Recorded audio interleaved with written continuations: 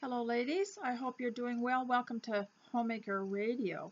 I've designed these for you to listen as you get something done. And it's nice to have something to listen to. In the olden days, our mothers used to enjoy the radio while they were washing dishes, and they could make the time go more quickly, and some of the more repetitive and tedious jobs could be done, and you don't notice you're even doing it. And also, homemaking is an isolating job, and this is so important to know, because if you know it, then you know the territory. But if you get into homemaking and all of a sudden you're hit with a feeling of isolation, you don't realize what it really is. It's better, knowledge is going to help you. Knowledge that it's going to be isolating, that you're not going to have a lot of social things going on unless you plan them. But for the most part, it's probably better that it be done alone, because you can do it more efficiently. In a group, sometimes not so much. It's just not as easy to concentrate. So today, I'd really like you to leave a comment. For one thing, I'd like you to go over to my blog and watch this. I don't have any comments on the channel, but I do over on my site, and you can leave a comment and participate over there. So today I have two things to show you. First, before you get going, and my teacup, and this is very unusual. It's a very big cup, and it's very heavy. I got it at Home Goods a few weeks ago, and it has this amazing glaze on it. I just find it's like that pearlesque. I think that's what it's called. And one of the ladies in ladies class last week drank out of it and just loved it, and because it held more tea and she didn't have to get a refill. I prefer the smaller cups because I want my tea hot and replaced often. So I'll put a picture of this on for you, and you can look at it later. And then I have a book to show you. I've been cleaning books, and culling and cleaning books, going through old books. And one thing I wanted to tell you was there was a lot of, I guess what you would say, crud and dust and stuff in this top of it, because the book had sat for years in the same place and not been looked at. It was written in 1998, and I kept it. It's called Bath and Beauty by Victoria Magazine. This is not the same company as the Hoffman Media that owns Victoria now. This was one that was originally doing all these hardback Victoria books, specialized books. And I just wanted to tell you, if you decide you want to make a collection of nice books, get yourself a little bookshelf that has a door that's either sliding and it's glass and you can see through, and or one that closes but you can see through. And because that way you'll be enjoying the colors of the books and enjoying seeing the titles. It's no good really to put them behind something that you can't see. So, but also I think it's really important to have a door on your bookshelf, because of what happens to them. They do deteriorate quite a bit, and it's best to keep them safe. So I'm going to read to you out of this. And in the olden days, I believe I lived before, that I existed before showers. And the only way that you could clean up was to have a bath. And we had, the old-fashioned tubs or whatever we could find. And I remember that my father had, we used to have these army stores where they had the surplus, and my father was former military, and he went there and he got I don't know how they made these, but they were folding collapsible canvas bathtubs. And we children took baths in that, and I just thought that was interesting. But it was before women got so tense and upset about everything and besieged with all of life's troubles, and they seemed calmer. I know everybody is different, but they had baths and not rushing around in and out of the shower. Now this was a different time, and so Victoria Magazine tries to take you back to that interesting, slower time. And this is actually something that you can do, and it explains, things that you can put in your bathroom to make it more luxurious. And it has spring, summer, winter, fall in it, and it's really a beautiful book. And so I'm going to read a little bit out of it for you today and hope that it gives you some interesting ideas. The art of taking care of yourself is a most private need and reflects on your most public face. Self-care can mean any number of things in the ordinary week. True beauty reflects balancing the needs of your skin and body, paying attention to your health and feelings. In this book, Victoria examines the many ways this is done, from taking a walk in nature to finding comfort and fresh flowers in the room that holds so many of our pampered memories and beauty secrets, the bathroom. Now, throughout this is not just about the bath. It's about other things like going for a nature walk, what to look for. It's about sitting still and reading a book, and it's about having a place for your care, for your skin care, for your beauty, quietness. As the seasons pass, our beauty needs change, and so this book examines the elements of beauty in the context of a year. In these pages, you'll find a guide to creating an at-home spa experience and learn how to adapt your beauty routines for spring, summer, autumn, and winter. You'll see exquisite details of special bathrooms and discover the basics of skincare and the best tools for hair care. You will find new ways to appreciate each season, and your ideas about beauty may expand, as may your capacity to appreciate and treat yourself well. It has beautiful, beautiful photographs in it of flowers and other things. Walk outside when you are beckoned by the scent of earth, a sea of grass, the tender new leaves, the mood-elevating afternoon light. It is spring, a time to begin work in the garden and to move forward with the knowledge of the changes winter's quiet evenings have sown in your soul. It is time to renew a vow to source your life from beauty. Think of the beauty of nature and think of it as your own. As April showers, welcomed by Victorian women who collected rainwater to soften their hair, I remember doing that.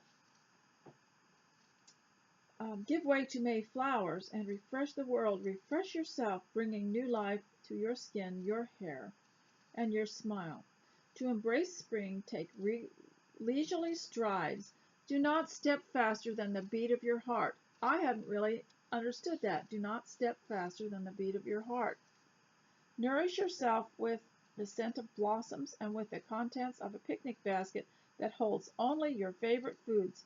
Look at the face of spring, for every season has its own familiar and surprising things, and consider your own face with as much awe and respect. Close the door, be still for a moment, regard your private retreat. From the first visit in the morning until the last before bed, the bathroom is your inner sanctum. Your most unself-conscious moments are here. This bathroom in the Middle Ages was a sanctuary and a place for refuge and protection. Today, the bathroom is often the sanctuary of the home, a place made sacred by its quiet, because it may be the only room in which you are completely alone with your thoughts. This idea of a bathroom as a personal sanctuary, so essential to our modern lives, is a fairly new one. Until the turn of the century, private bathroom was a privilege of the wealthy. We are really wealthy, aren't we? We're really blessed, and it has a picture of many old-fashioned type bathrooms, I think probably from the 1920s, and I kind of really enjoyed reading this. Because of its intimate nature, even the smallest decorative gesture has great impact in the bathroom. Victorians knew well how to integrate flowers into the home, appreciating that their joy could blossom even more fully outside of the garden. I wanted to talk to you a little bit about flowers, especially, in the gloomy winter, and maybe some of you can't afford to buy fresh flowers. You can grow a pot of flowers in your home, some kind of flower. You can buy something that you can use as a centerpiece for your table that will bloom, and then that way it won't continually cost you money. And then one thing that we used to do, our mother taught us how to make paper flowers, tissue paper flowers, flowers out of everything. And we even used to take the egg cartons when they were the what's that, pulp paper, egg cartons, take them apart, dip them in paint or paint them, and make tulips out of them with a straw for the stem.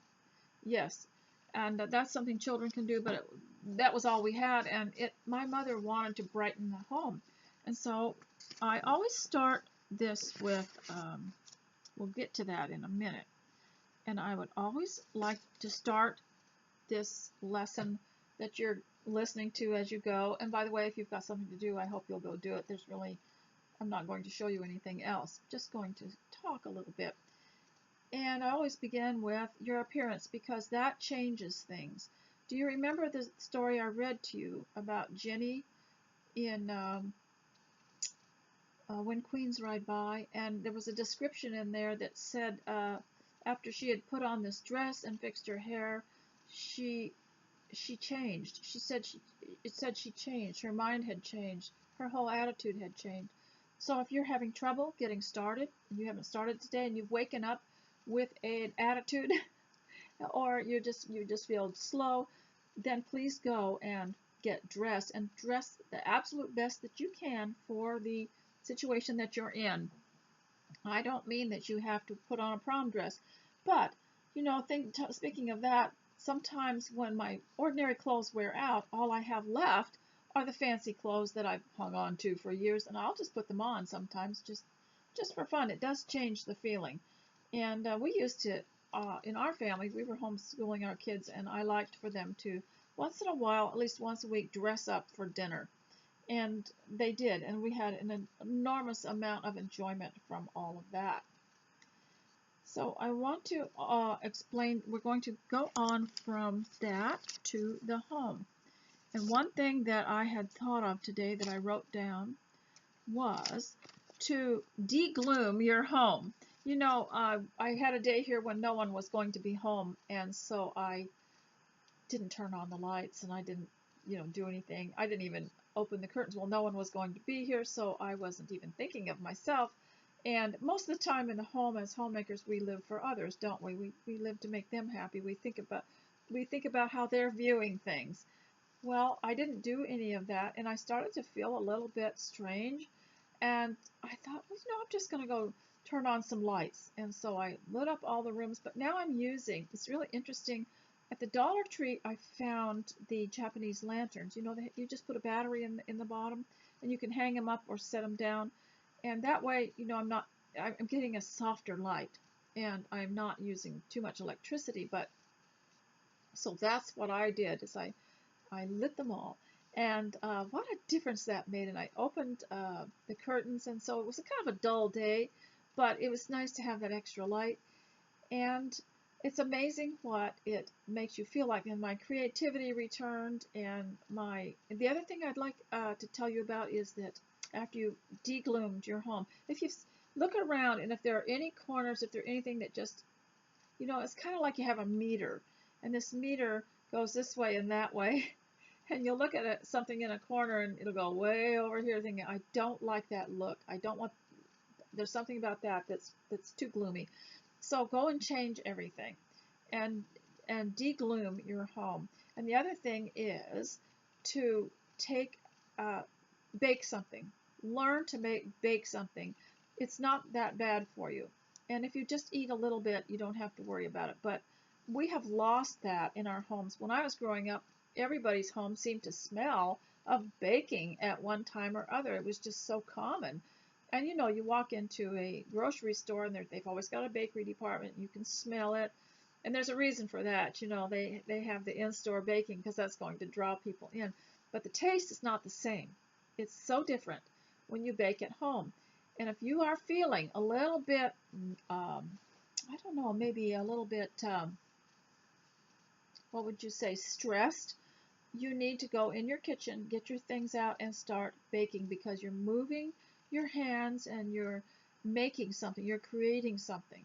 And this creating makes such a difference. I know it will be gone in a few minutes after it's cooked, but go and bake something, and that makes such a difference, especially if you're going through troubled times. Remember, in When Queens Ride By, the whole lesson in that, and that was my previous video, was that when there are troubled times and rumors spread that the nation was going under or her country was going under, she'd dress her finest and get in her carriage and go through town and greet everybody. Well, this is all you're doing when you're getting dressed and you're walking through your house and you're baking, you're putting good smells in there, you're reassuring everyone, and you're also creating a wonderful atmosphere. What a better time to dress up and do something nice than in troubled times. That's the best time to do that, and you can be a hero for your own home, and you need to do that. And while we're at it, talking about being a hero for your own home, when you have a general of an army, the general can't go around telling his his military that all his worries and all his fears, because what kind of military are you going to have if you can't build them up? You've got to encourage the troops. You cannot sink down and have a meltdown. You have to keep your family encouraged, and you do that by getting dressed and going to bake something, and then of course deglooming your home. And what I like to do, get dressed, go and start the baking, and while it's rising or baking, then I go around and take all the clutter away and clean up and refine and shine everything.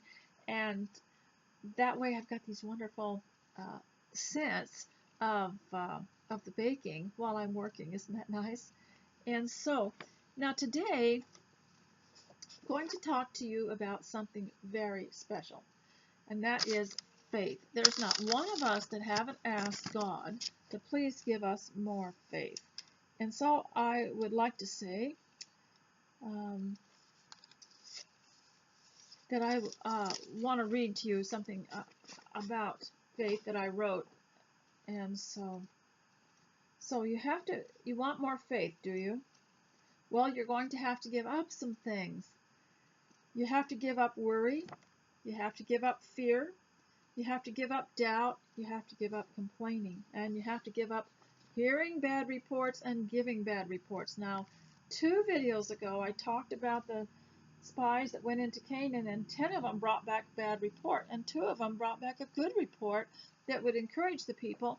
And the 10 of them won out. There were more of them than there were of the good ones. So this is what you have to watch out for. You can't have a steady diet of the media. In fact, I don't think you should have it at all. You don't really need it. Somebody will tell you what's going on.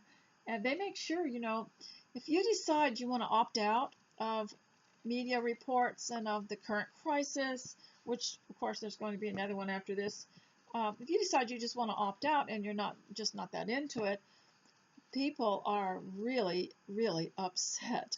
And if you are a homemaker, even when there isn't anything going on in the world, even when there isn't anything major going on, the fact that you seem to be a little more relaxed and free, and at home you're more protected, people feel obligated to make sure that you have your dose of being upset. And they have to tell you, they have to give you bad news. They just can't help it. They push it, and you can't opt out. They want to give it to you. It's their way of sharing their fear. We share our faith, and other people share their fear. And so I'm going to talk to you a little bit about fear. But all of these things, worry, fear, doubt, complaining, bad reports, and news media, they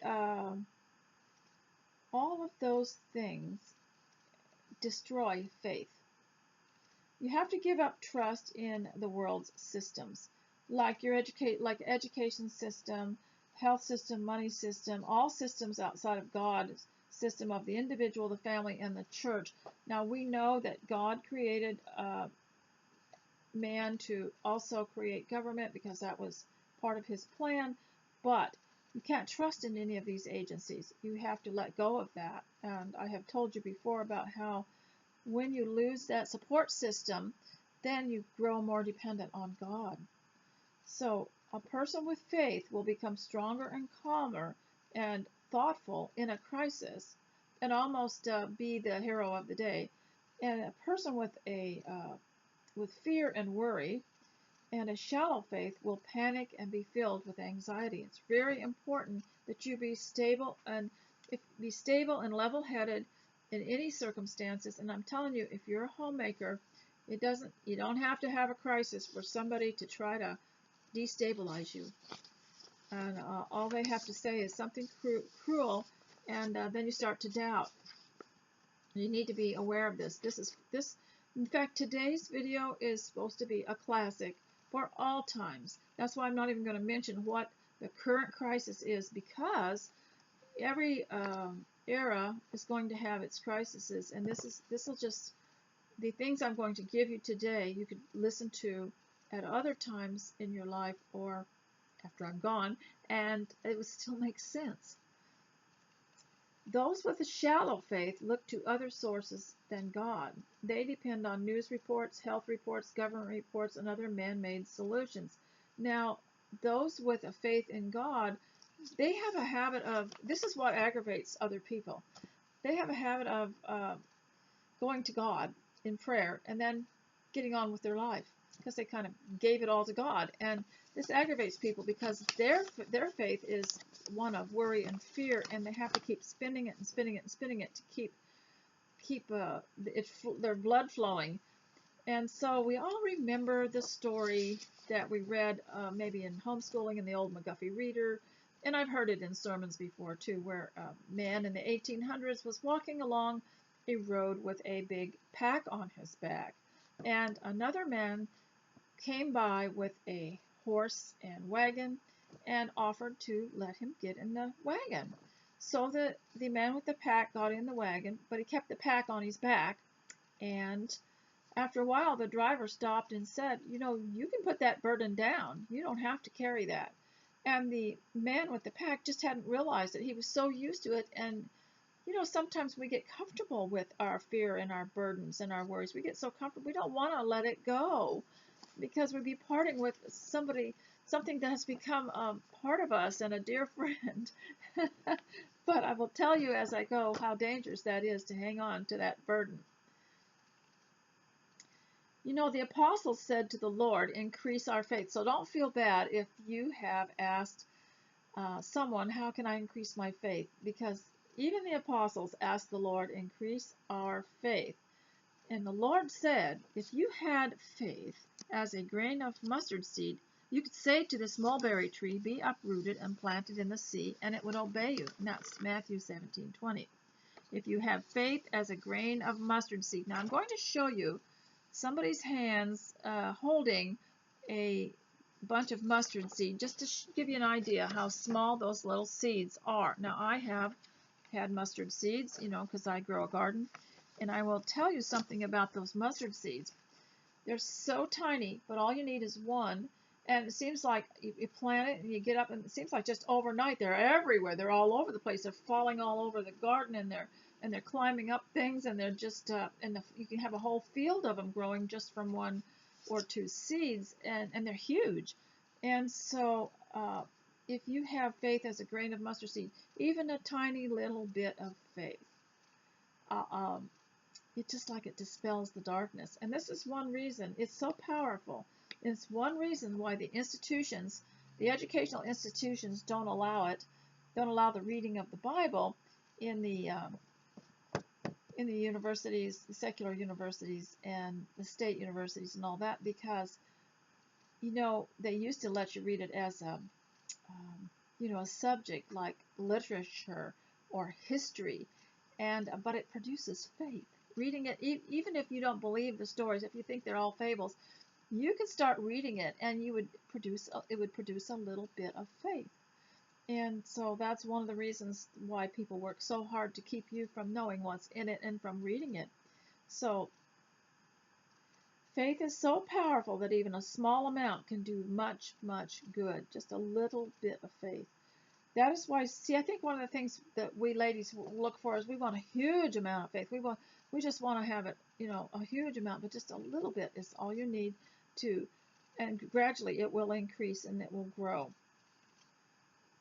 The more faith you have, the less you fear. Here are some simple ways to develop faith, okay? and to exercise your faith. Number 1, show your faith by your works. James 2:18. Now, how would you, as a homemaker, show your faith by your works? Well, I would say to the children, everything is going to be fine because we're going to have dinner soon. Well, then I would start working on dinner, start getting the table ready, and the children would help me. I'm putting my faith into action. I believe there's going to be some dinner. Also, I know that I'm the encourager in the family, and I know God has put me there for that reason, and I'm going to put all the fears behind me, and I'm going to get dinner on the table, and we're going to have a beautiful family fellowship plus a memory. That is so beautiful.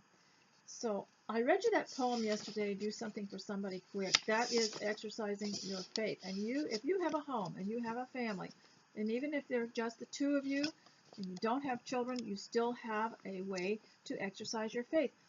Unglooming your house, deglooming your house. That is a way to exercise your faith, making it a happy place, and many other things. Okay, remember that unbelievers have no faith in God and do not put their trust in Him, so they spin the worry wheel, which they constantly depend on for strength. Worry seems to give them fuel. I know all of us have probably experienced this too. We can probably look back and remember when was the first time I felt this anxiety or this tension, and it was probably a time when maybe we were supposed to be somewhere on time, or very early in our life, getting a test in on time in school, which was one reason that I homeschooled my children, because I didn't want them growing up with worry, fear, and anxiety. And I think that I wanted also for them to have plenty of rest and to have clear minds, and uh, not be so full of fear and always be in a hurry too. And I've explained that before. Okay, so do something for somebody. This causes you to use your creative skills and your God-given mind for ideas and how to serve and love someone else. Another thing to do is to worship regularly, and if the church provides something else that would be beneficial to you, to try to attend that too.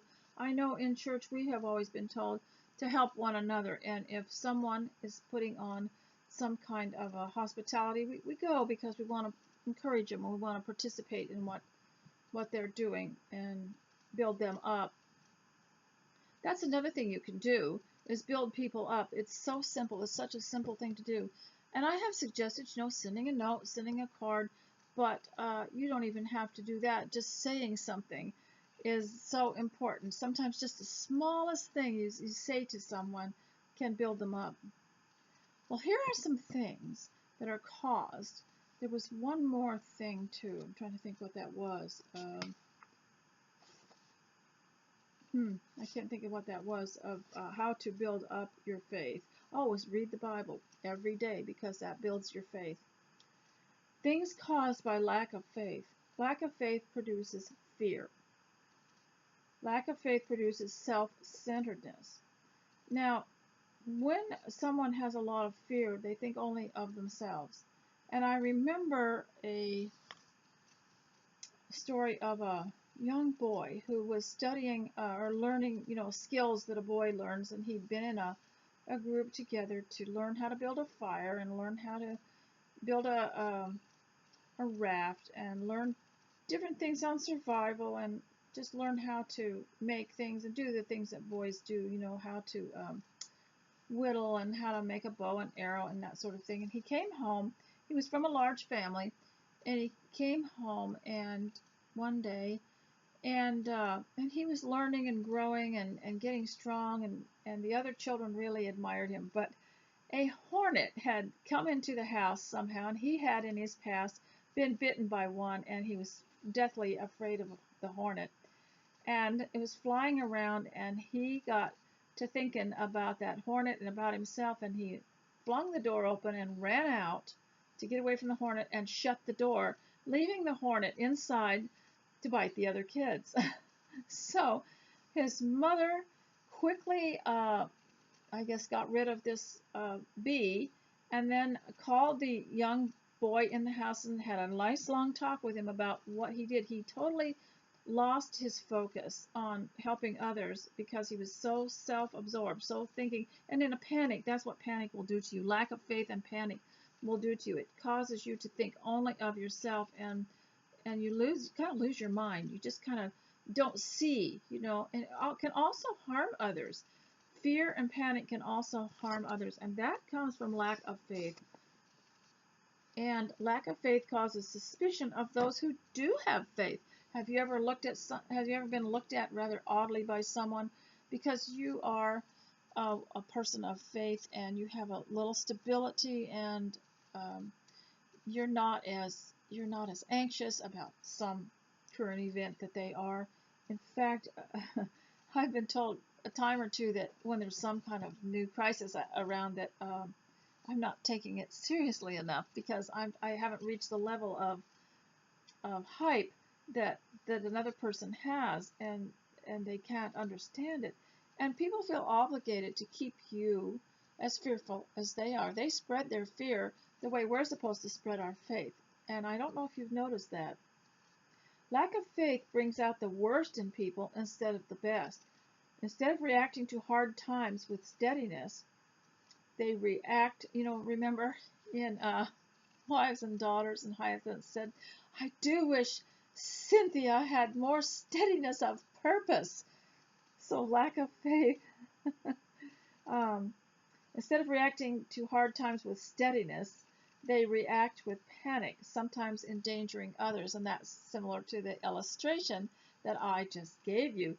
Well, do you remember maybe in some of the old westerns we used to watch in the olden days, and somebody would get out in the water and they'd get tired and couldn't swim back. So they would yell for help, and someone would jump in the water, and first they would take off their shirt. I could never figure that out. The man would take off his shirt and jump in the water. How would you have time? But that's just off the subject. But they jump in, go and try to rescue the other person, and the other person would be in such a panic that they would uh, almost destroy the other person's ability to save him, almost drown the other person, because they'd be flailing about and pushing and struggling and everything. And so panic can cause great harm. So I wanted to tell you that. Now, how can you avoid the things, those dangerous things like fear that are caused by lack of faith? How can you avoid them? By exercising your faith with love, with good works, with appreciation, helping where help is needed, and giving faith to others, and daily Bible reading. So I'll get to that in a minute, but you can exercise your faith, and that also, even if I have thought often to go ahead and do the things that a faithful person would do, but sometimes it helps to increase your faith. Do you want more faith? Read the Bible every day. Use the schedule printed on bulletins, or sometimes you can find an online little schedule, like on days of the week or month, on what scriptures to read. And there are different ways of doing it. You can do it chronologically, like not all the books in the Bible are arranged in complete chronological order. And you can do it chronologically. You can do it from the beginning to the end, or you can do it according to subject matter, like poetry, history, prophecy, and that kind of thing. And so you can find schedules, reading the Bible schedule, daily read it, so that you can cut it out and stick it in your Bible and look at it every day, and then you can form a schedule for yourself so that you don't miss out on reading it. Now, we want to go and talk about people now, which is, I don't know why everyone's so fascinated with that one, but I hope you're not fast forwarding it so that you can do the people thing yet. And one of the things that I notice is that for myself, and maybe for you, is that I cannot thrive. I cannot be creative. I cannot be absorbed in my work in the right way. I cannot do my best in an atmosphere of gloom and doom. Now we all have around us, it's always been this way from the beginning of time, is the gloom and doomers. They come around and tell you why they can't do something.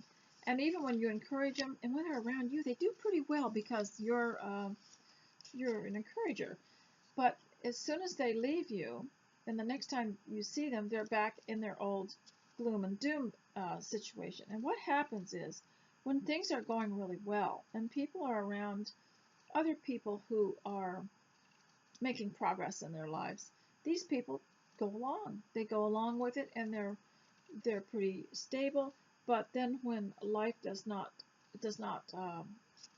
always is not always the same, and there's setbacks, and there are things that go on that are discouraging, these people tend to go back to their old way of thinking and their old way of being, and it's defeatism. And so I wanted to suggest some things to you that you could do for yourself or for your family that would help you feel more stable. And remember, I told you in a previous lesson about how we're all ambassadors. You know, you represent, an ambassador is a representative of a country, but you represent your own little country, your own little domain of your family. You represent the church you go to. That's why, you know, we're careful about the way we dress and the way we speak outside of our homes, because we are a reflection on our homes, and we also represent the church that we belong to and our belief. We also represent our set of values and our beliefs. So we can't do one thing at home and then go out and do something else. We have to be consistent with how we act, how we speak, how we dress, and how we present ourselves, because it represents our family, represents our belief. And so also, that is something to achieve. That is really something to achieve, to learn that you are an ambassador. So I would suggest you do some things at home that might help, and also train your children to do these things. Something you can do with them, or something you can do for yourself. I mentioned paper flowers. That is an interesting study. And it's an ancient art, actually. If you go back and see the art of origami, you know, the Japanese art of folding, and they made gorgeous flowers. And so there's simple ways to make flowers too, and you can go online and find them, and that is a good project to do. And I have flowers that I've made out of paper that have lasted for years. I keep them in a cabinet behind a window there, and I think I even have some that my children made for me. I might still have some of those, you know, because I kept everything since whatever 19 something or other.